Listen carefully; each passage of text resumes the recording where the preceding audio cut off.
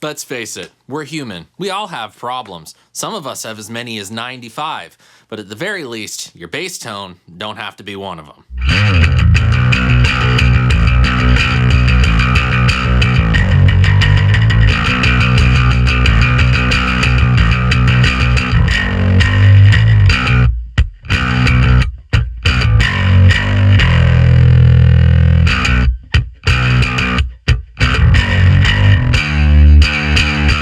What's going on, everybody? I'm Sean Pierce Johnson, and this is Stompbox Saturday. If this is your first time watching, or you have been coming back for weeks or months, I am so glad you chose to tune in today. Now, typically, we are always looking at stuff for electric guitar. Most pedal releases are for exactly that instrument.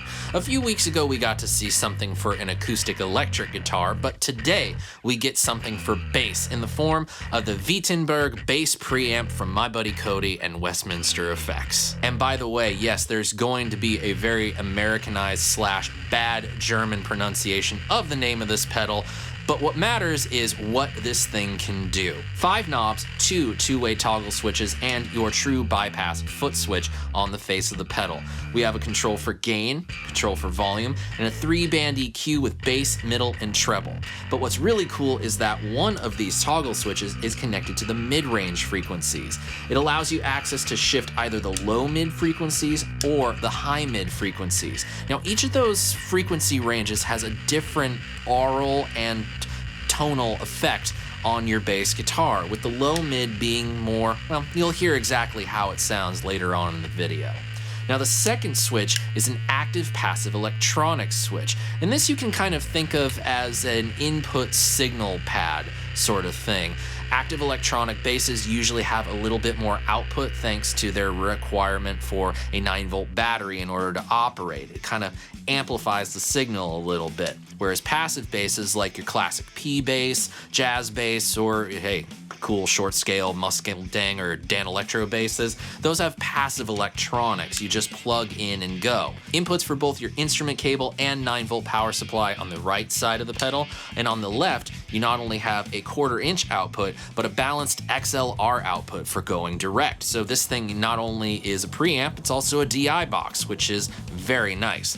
And of course, like any good DI box, it has a ground lift switch on it in case you encounter any sort of annoying hum or buzz or noise, if you will. And with the rundown of the controls and features of the Wittenberg out of the way, we can finally get down to hearing it do its job. Now, I do want to go over the rig that we're going to be using because bass is not something we normally do here on the channel, so let's run it down. First off, the bass, my Warwick Rock Bass Corvette Basic. It's got the jazz bass pickup layout, so I will be sticking in the middle position, getting both the neck and bridge pickup at the same time. I'm not going to mess with any of the built-in preamp EQ on the bass. They're just going to be flat. From the bass down to the floor, a Boss TU3 for tuning capabilities and an EHX op amp Big Muff, which we'll get to later on in the video for some fuzz bass fun. That is all then running into the front of my bass amp, which is the acoustic B600H.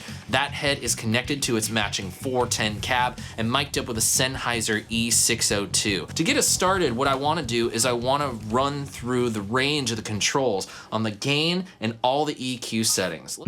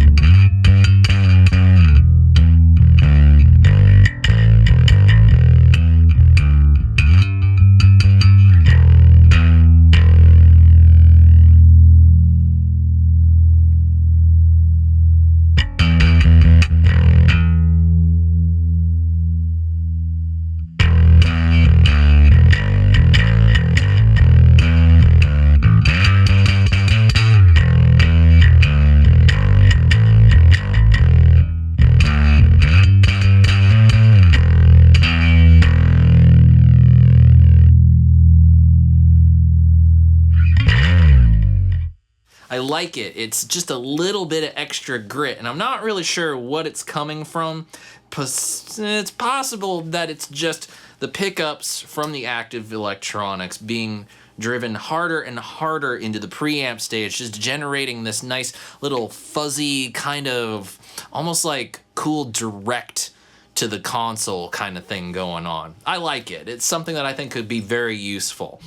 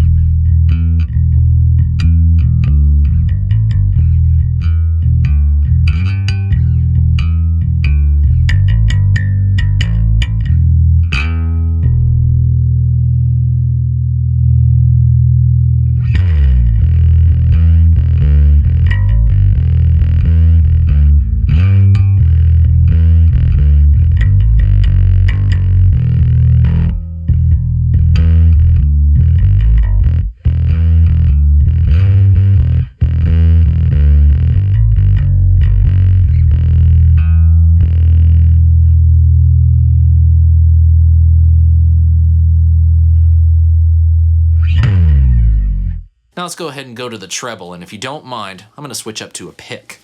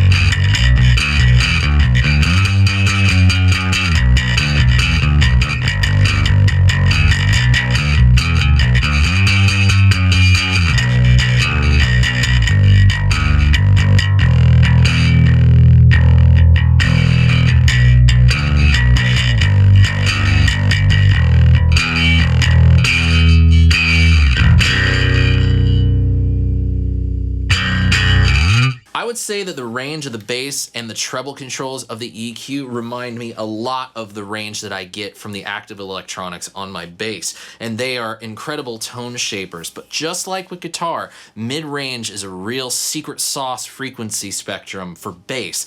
Now we have access to low and high mid-range voicings. They each do something different. So starting in the low, let's go ahead and take a listen. I'm gonna keep playing with the pick, but I think you'll sense that there's some different things going on that can either help our bass tone or hurt the bass tone.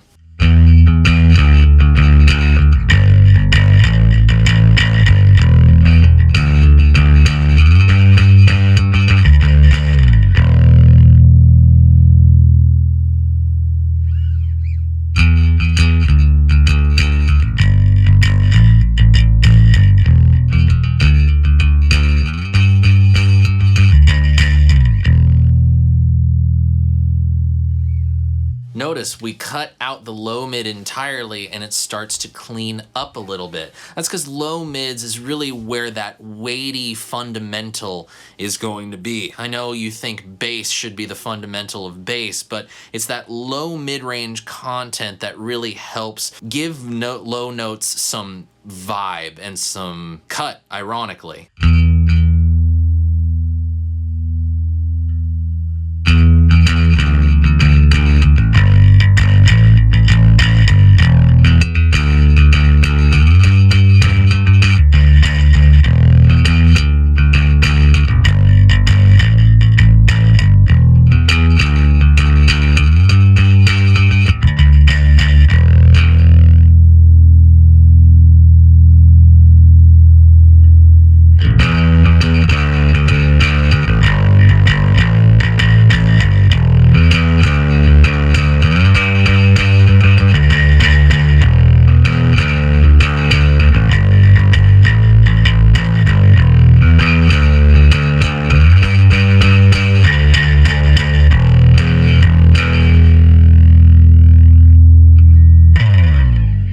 You can hear once it's boosted up all the way that there's a lot more girth to it. There's a lot more body to it. That's where that low mid-range really comes in handy. The bass handles that rumble and that shake. But if you really want some punch behind it, low mid is where it's at. But we get a very different story once we flick away from lows and go to high mids. I'm going to leave it fully boost and just play a little bit and switch it to high, and you'll see what I mean.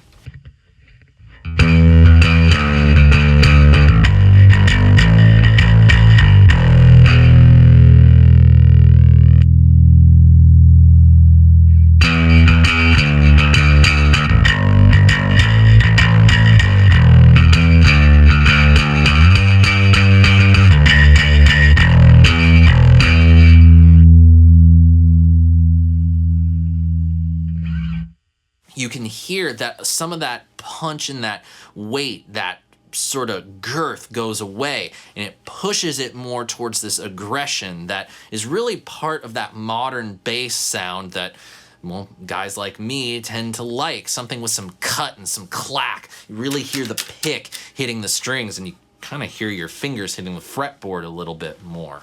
Let's go ahead and scoop it all the way out and see what we can get.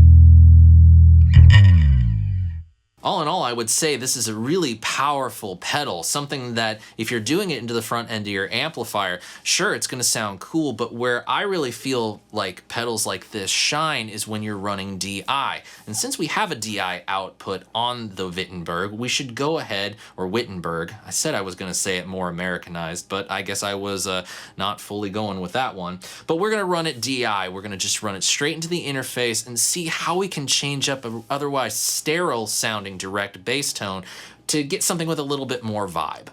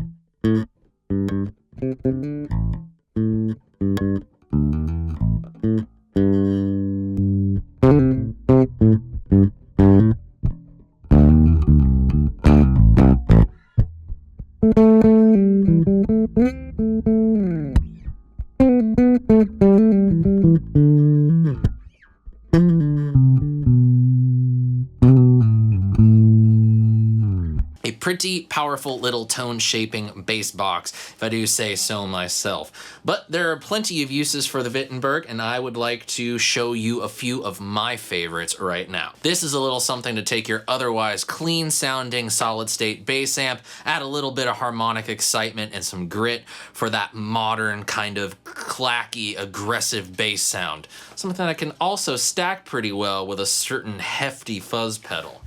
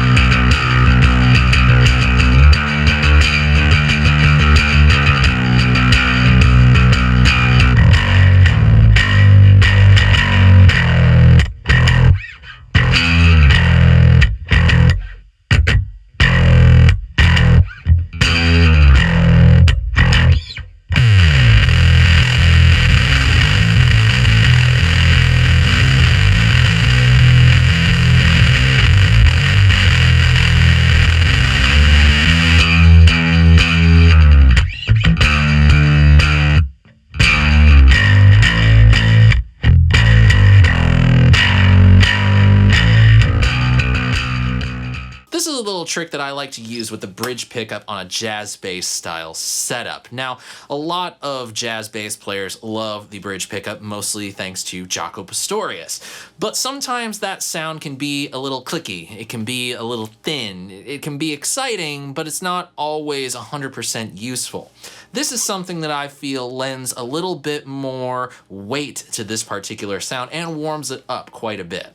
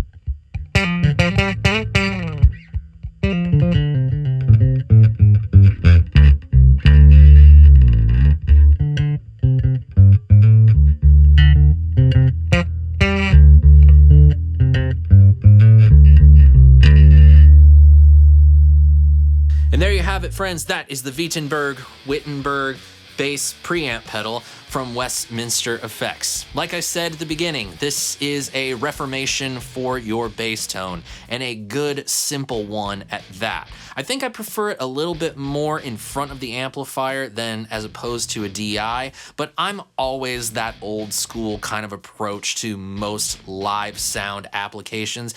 I like miking cabs. I like getting the air movement picked up in a recording.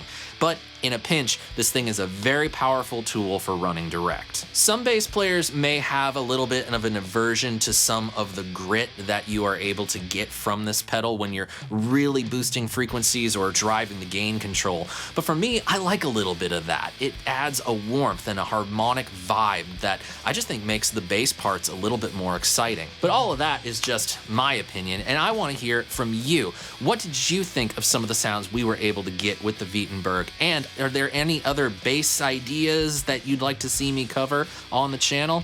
If so, let me know in the comments section down below. And if you would, I would really appreciate your support in helping this channel to grow. There's a couple things that you can do, and they're both very simple. Click the subscribe button and ringing the notification bell, or go into SeanPierceJohnson.com/email-list and signing up for my email newsletter. If you do that, a link to this video and everything else gets delivered direct to your email inbox every single time a video goes up. It's a pretty simple thing, and it doesn't cost you anything. And you won't get spammed, which is going to be real helpful around the holiday season, I have a feeling. Thank you so much for spending part of your day with me, everyone. I hope you enjoyed yourselves. And until we see each other again, I'm Sean Pierce Johnson, wishing you all watching great tone, great health, and of course, happy stomping. Cheers, friends. See you in the future. God bless.